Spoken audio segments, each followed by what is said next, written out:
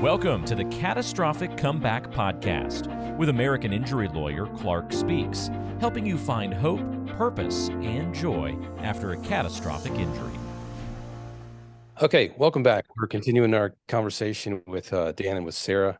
And Dan just mentioned that this is conversation has evolved or devolved into a relationship coaching session. And but I think that here's what I'm taking away from what you have described is that you guys been through this really unexpected, disruptive, catastrophic thing that has changed your lives physically, emotionally, financially, and has caused you to have to deviate from this plan that you had put together and built over time, and you had gone back and it's kind of set you back. You've dealt with medical and emotional challenges, and yet you have found a way to the things that came in the first segment of our conversation were that you had found relationships with other people that were real and solid and dependable, that you had prioritized your needs so that you would be secure on a long-term basis, and done the things that you had to do and identified the people socially and professionally that were going to be able to help you survive. And also, it's clear that even in spite of this, and this is, I think, something that I think is probably the most interesting thing about your story, is that throughout all that, you guys have really have this phenomenal relationship, and you have this great time together, even in difficult circumstances. And in addition, the other thing that I think that's interesting about it is you recognize it, and you have gratitude through this difficult journey based on the fact that you guys have each other. And so I think that's kind of what I'm putting together from our conversation. Is that a fair characterization? I would say yes, and I would say for those who are, I don't want to make it all about people who or for those who are single, older, younger, for those who are single too, you have to remember the people around you that love you, because there are people that love you. You don't need to have a relationship like you know what I'm saying, a dating Doesn't have relationship. to be a husband or wife or boyfriend and girlfriend. Exactly. It can be, a friend. It can be an aunt, an uncle, a parent, a sibling. Your pets. That's a great point. Yeah. Yes, and just keeping things in order as best as you can, while taking care of the most important things. Like one thing too, I'll have to say, is we've had to moving, throw away things like sell clothes, all that type of stuff, because there just wasn't room or time. You got to make sure you got, your pets, your people. You can replace those other things, get rid of them, and when you're at a better place, take them back. Get them back. Whatever. So, and then the second thing that I think that's interesting, the second question that I had for you, in addition to, is that a fair characterization, is how do you find gratitude in a difficult situation? How do you find ways to be thankful and appreciative for what you have, even when so much has been taken away from you? I think for me, it's just doing the things that we enjoy and just laughing about things, because a few seconds more, it could have been fatal. So I look at it more like even just a silly argument that we have. I'm almost thankful for the argument, because I might not have had the argument if it had gone any worse.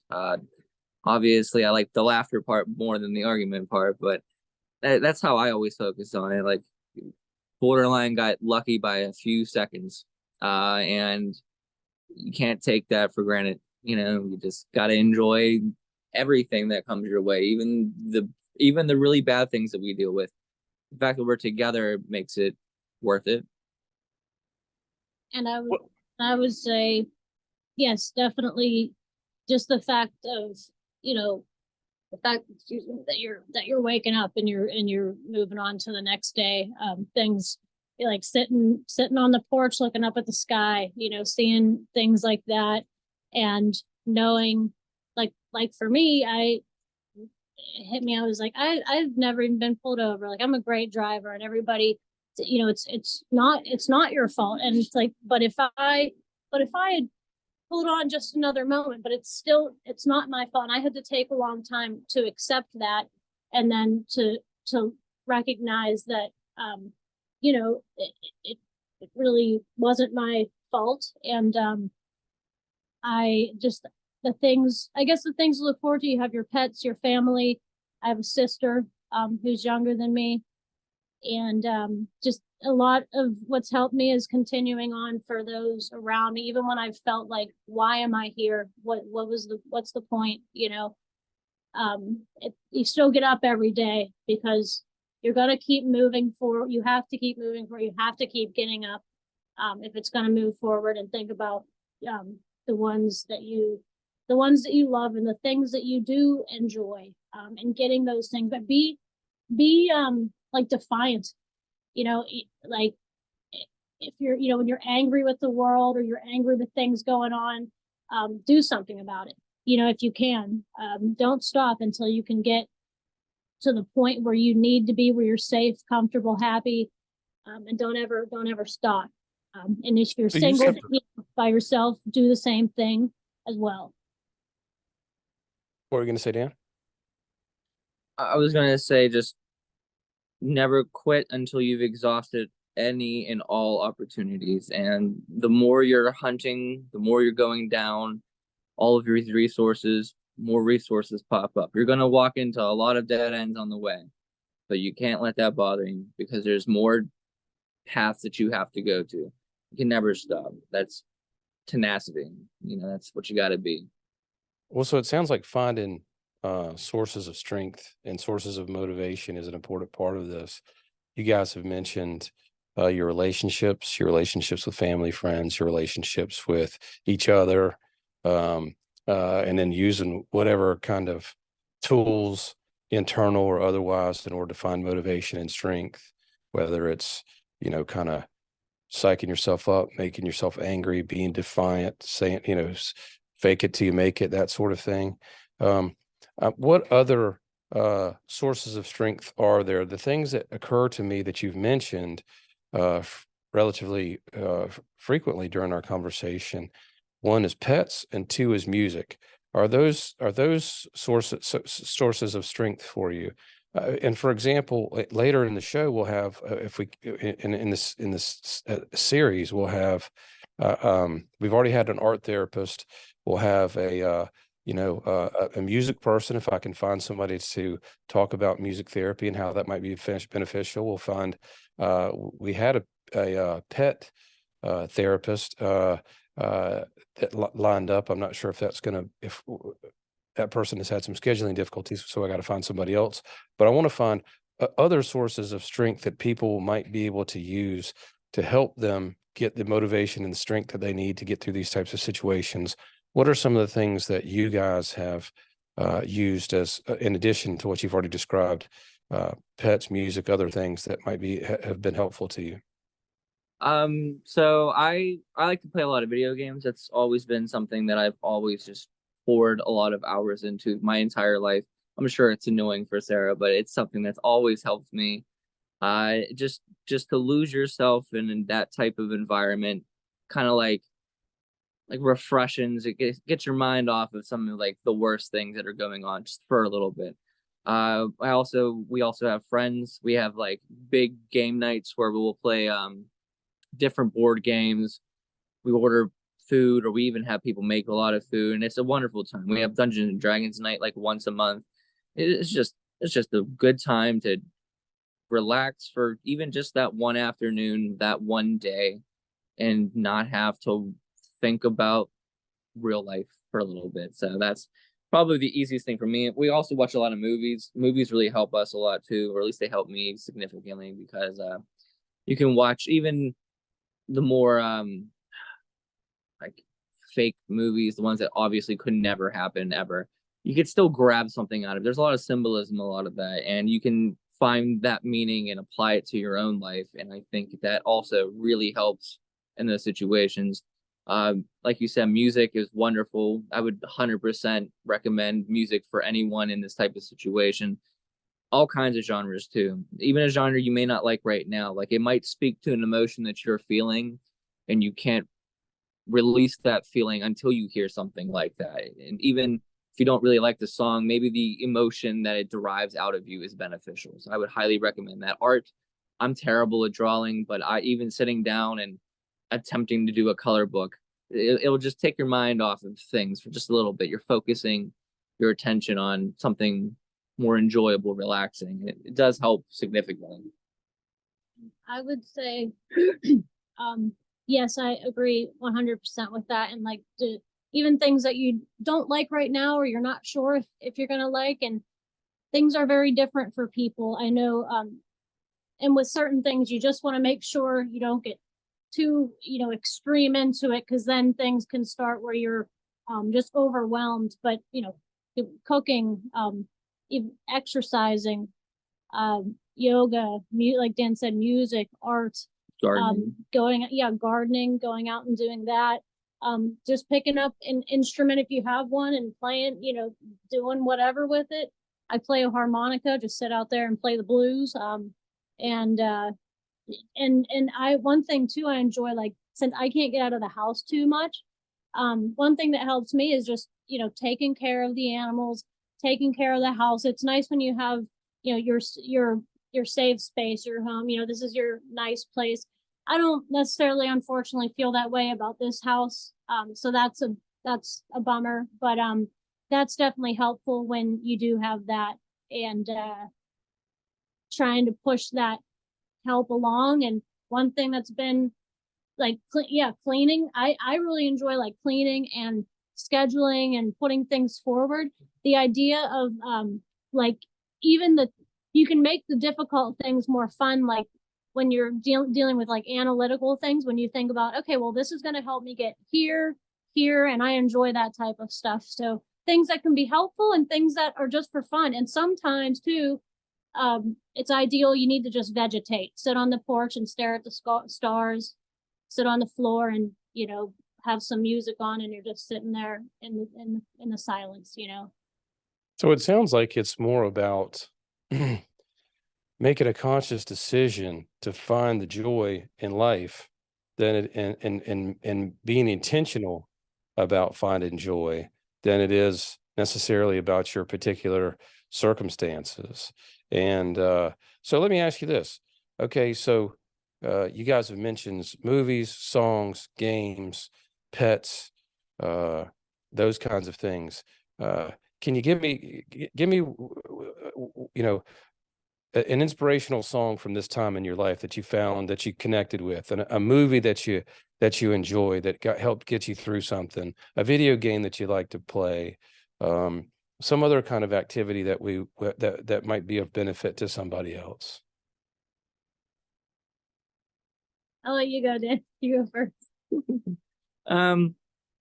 I mean, our favorite band of all time is Alice in Chains. They're a little bit darker. It's not necessarily most uplifting music, but for us, it releases that emotion. It gets out those negative emotions because it makes it seem like someone else understands what we're going through, and having that voice speak to you in such a way that is understanding. He's talking about heartache and pain and stuff like that. It's really cathartic. So that's something I would say. I would also say my other favorite band is Tool. They have a lot of really strange, bizarre music, but they also have a lot of uplifting music, and they have music where it talks about just always going. One of the big phrases with that band is called spiral out, because you just go endlessly until it never ends, but the spiral never does end. So you always just keep pressing forward. All this pain is an illusion is another one, because your body, your spirit right now, currently, is what's most important. So everything else that's happening is kind of a miss, because you're experiencing life, and that life right now is what's most important. Movies, there's like a billion movies, so many movies.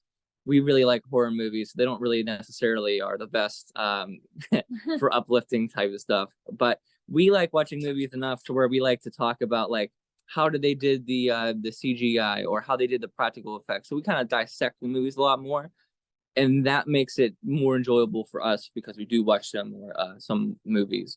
And then when it comes to like games or anything, it's anything that can get people together and just have a good time.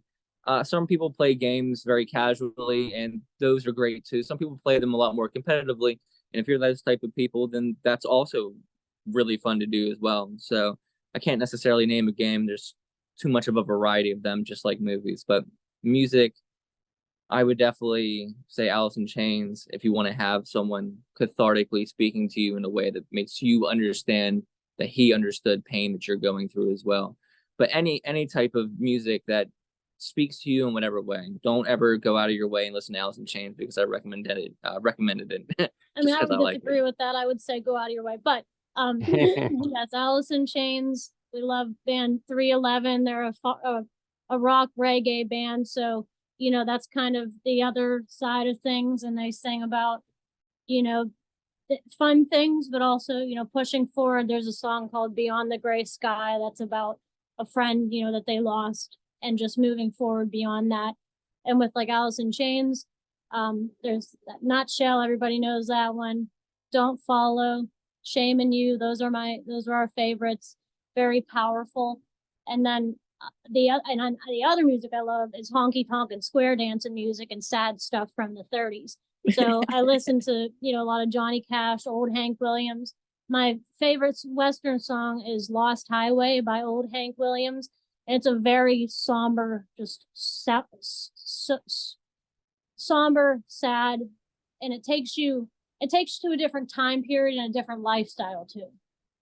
And Yeah, music, I'm a big Johnny Cash guy, so I can relate to both of those suggestions. Hey, how long after is it important after something catastrophic to give yourself some time and space just to be and just to live and just to breathe before you start this sort of rebuilding tenacity, putting your life back together kind of grind? Or is it just like, boom, we got to go right now? As soon as you're conscious and able to start working and building, you go. Personally, I think that is different for everyone. I know some people are going to need that break. I would still recommend though that you give yourself maybe a week. Don't let it get too far without doing anything, because now you're only making it harder for yourself. I know for us, basically after I got out of the hospital and had to spend the evening alone by myself where my wife was in the hospital, the next day, even while I was concussed, even with my wife in the hospital still under a coma, I was already in action doing something. I might have been a lot slower at doing it because I was concussed and didn't really know what I was doing, but I started basically immediately. Even with Sarah, like, other than her time in the hospital when she was like really not in a good place in the hospital, but once we got her home, it was maybe a day or two, maybe 3 before she started trying to really, well, we need to start planning this. I want to look at the finances. We got to look long term. So that's what helped us a lot. That's just how we are as people. But I would always say you have to listen to yourself. If you think you need a break, take the break. Period. Don't ask other people. If you feel like you desperately need that time for yourself, then take it. I would just caution taking too much time without getting back on the horse and addressing the issue at hand. You don't want to let it get out of hand when you were unaware of it. And you don't want to let yourself get so low, mentally. Make sure that you get, help you need if you're feeling at risk, of yourself or somebody else, doing harm. But like Daniel said, it has to be whatever works for you, and you might have to be malleable. Like sometimes, okay, well, this is how I typically do things, but it's not really working out. But yes, how we were very much like, get right back and move forward. That's how I am, because I don't like to have anything like build up. And like Dan's saying, if you do a break, for too long, that can build up, and then it's going to be even hard to get started. but it is understandable too to have those breaks because you do need those. And some people, you know, have a big break and then do the work, big break, do the work. Sometimes you need them in between, like while you're, you know, everybody's got something different. But you definitely do not want to, you don't want to put yourself in a situation where you're so overwhelmed, of course, that it's making things worse. But you absolutely do not want to let it get to a situation where, oh, well, now it's just so big. I can't, or I don't even want to mess with it because it's so big now.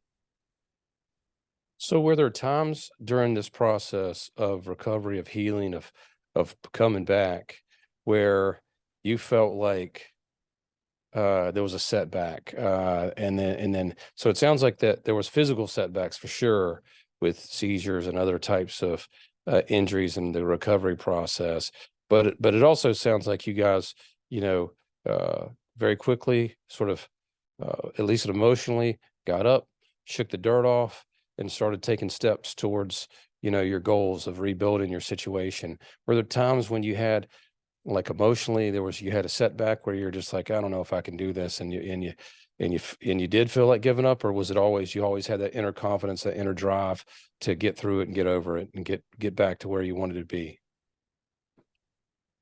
I've I've had I've had a lot of times where I talk negatively, where I've gotten better over time, but where I talk like, why am I even here? Why am I bothering? Like, what, you know, that sort of thing. But not, and feeling that way, but still getting up and doing what I have to do. If you've gotten to a point where you can't get up anymore, you definitely want to seek help. But yeah, you have to be willing to take some pain, some things that are going to come back, you know, and bite you, like, you know, loss of job opportunities, losses of jobs, having, you know, missing out on opportunities, leaving things or missing things that you really, really love, having to make difficult choices, selling, you know, moving, all those different things. Financial, you have to, you know, be careful with your financial aspects, and now you have a bunch more appointments. So it's all a very hard thing to just manage. But yeah, you definitely, you've got to do that. You've got to get up and keep going. You have to. Yeah, I would agree. I would say that, I mean, there's always going to be times, especially when something big like this happens, that you're going to hit that point where you're just like, why even bother? What's the point of it all? But the point is you can't quit. There are other people that rely on you, that you need to be there for them. So I would almost never consider like stopping ever. Even when I get those moments, it's okay to feel like that. It really is. It's totally normal, totally natural. There will be more setbacks. Almost never do things go exactly planned immediately. But that comes down to just acceptance. I think a lot of people in these types of situations struggle with accepting that this happened, that things aren't going well anymore. It's a lot for people, especially when you didn't have a problem with it, like growing up or in your child. If you haven't faced a problem to this magnitude, but acceptance and patience, because things will go wrong. It's not going to fix itself overnight.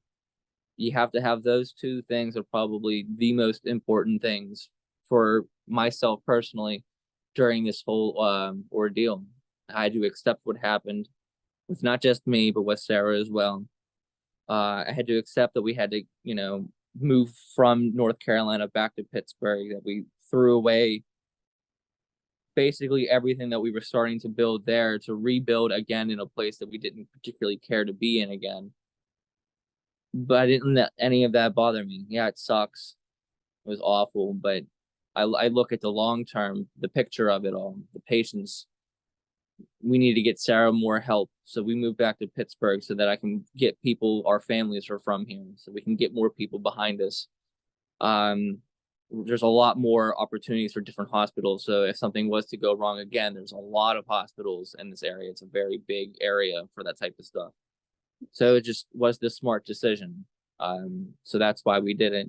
And then the patience of being willing to go through more headache, more problems to see the end, to go all the way, to ride the spiral to the end, as I said earlier.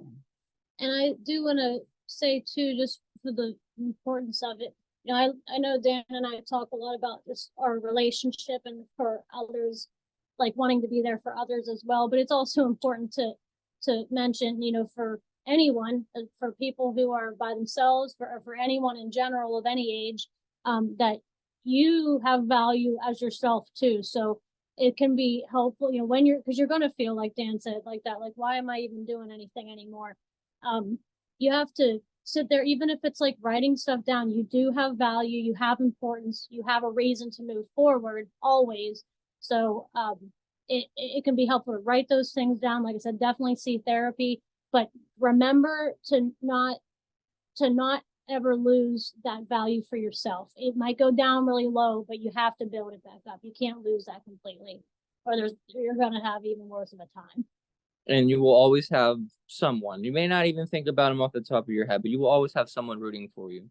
And if you can't think of someone, then I hope anyone who does watch this, I'm rooting for you. Yes, absolutely. Because just having that alone speaks volumes sometimes. Just having that one person being like, you can do it, dude. Yes. I believe in you. Well, that is fantastic. Well, guys, thank you so much for joining us. Thank you for being with us. And for the things that you said, I think they'll be helpful to people who are going through similar things. I wish there was some way to prevent people from going through these same things, but I don't think that there is. So the only thing that we can do is try to go into their rooms and give them valuable information that'll help them through that process. And I think this is exactly that type of thing that can help people through a difficult situation. So thank you so much for joining us, and thank you for being here. Thanks for having us. Absolutely.